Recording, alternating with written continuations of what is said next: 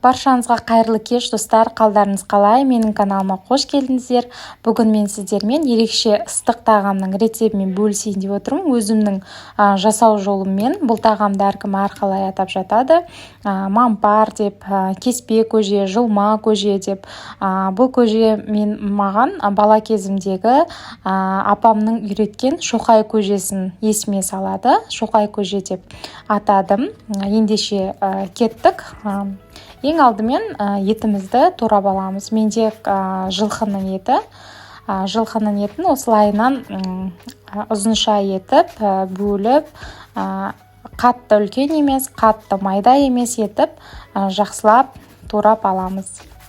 Мінекей осылайынан дайындап алдым. Қазанымызға май құйып, сұйық май құйып, өздеріңізге қажетті көлемде құя бересіз. Көз мөлшерімен құйдым. Жақсылап қыздырып, үстіне біздің етімізді салып, етті жақсылап қызарғанша қуырып аламыз, қатты отта. Сол арада мен жаңағы бір пиязды жақсылап тазалап, жуып алып, осылайынан жақсылап турап алдым. Етімізде қызарып қуырылды, суы тартылып, үстіне пиязымызды салып, пиязымызды жақсылап араластырып, оны да қуырамыз.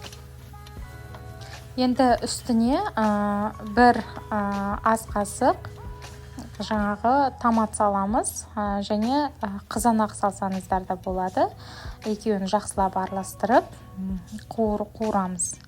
Енді пиязымыз, етіміз томатпен жақсылап қуырылып жатқанда біз бір сәбізді жақсылап жуып, тазалап, оны да осылайынан майда 4 бұрышты етіп турап аламыз. Пиязымыз қуырылып болғаннан кейін үстіне сәбізімізді салып, оны да жақсылап араластырып қуыратын боламыз. Енді бізде картошканы да бұны қатты майда қылмай 4 бұрышты етіп турап, үстіне жаңағы сәбізіміз осылайынан жақсылап қуырылды.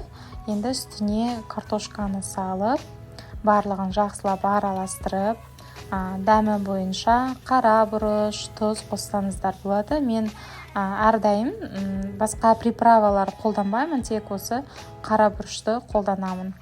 Қара бұрыш, тұз, менде етім тұздалғандықтан үстіне тұз қоспадым. Енді сіздерге қажетті мөлшерде үстіне су құйып, мен осындай мөлшерде су құйдым, бетін жауып қоямыз, қайнау керек. Сол арада қамырын дайындайтын боламыз. Арнайы ыдысқа бір жұмыртқа салып, үстіне бір шай қасық тұз салып, одан кейін су құйып, мұздай су, барлығын жақсылап араластырып, үстіне ұнымызды салып, енді қамыр илейтін боламыз. Аз ғана сумен бізге жеткілікті қамырға, жеткілікті болатындай су құйып, осылайынан ешқандай қиындығы жоқ, қаттылау етіп қамыр илейміз. Мінекей қамырымыз дайын, енді қойып қоямыз, оны кішкене тыну керек. Міне біздің қамырымыз жақсылап тынды. 1 сағаттан кейін осылайынан қамырымызды алып, әдемілеп нан жаятын боламыз. Осы шоқай көжені мен 6-7 сынып оқып жүрген кезімде ата-апама жасап беретінмін. Ата-апамның қолына бір уақытқа бардым. Ол кісілерге қарауға, көмектесуге бала кезімде. Сол кезде айтам ғой атама, ата қандай тамақ жасап берейін деймін. Өзім ол кезде тамақ жасауды білмеймін. Үйде кішкентай 3 әпкем бар, үйдің кенже қызымын. Атам айтады маған, шоқай көже жаса дейді. Мен оны қалай жасайын білмеймін. Апам айтам, апа қалай жасайды оны? Апам отырып, маған сол кезде нан жаюды, үйлеуді, мінекей былай істейсің деп үйреткен болатын. Сол кезде әйтеуір қою ғып бірдеңе ғып жасап берген. Осы нанды жаю барысында сол кез ой есіме түсіп, бір жымиып қойдым. Тыңдағандарыңызға рахмет. Мінекей енді осылайынан нанды жайып болдым. Осылайынан жаңағы нанымызды жақсылап кесіп аламыз. Дәл осыны қатты майда ғып турасаңыздар, мампар деп қазір атап жатыр ғой, қазіргі атауы, сондай көже болады.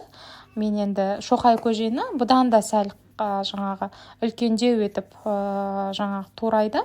Мен кішкене осылай кішіреу қылдым, себебі білесіздер, қамыр сорпаға салғанда кішкене ісіп үлкейіп кетеді, сондықтан осылай өзіме ыңғайлы етіп жасап алдым. Мінекей біздің сорпамыз осы арада 1,5 сағаттай жақсылап пісті, еті барлығы. Сол кезде қамырды салып, жақсылап араластырып, 5 минуттай, қолдың қамыры болғандықтан тез піседі, 5 минуттай пісіріп алдым. Мінекей тез арада пісті. Біздің шоқай көжеміз дайын болды десек те болады. Дәмі бойынша петрушка или укроп салсаңыздар болады. Өте дәмді шығады. Менің балалық шағымның дәмі аузыма келді, жолдасыма да ұнады. Міндетті түрде осы рецептпен жасап көріңіздер, сіздерге міндетті түрде ұнайтын болады. Менімен бірге болғандарыңыз үшін рахмет. Келесі кездескенше сау саламатты болыңыздар.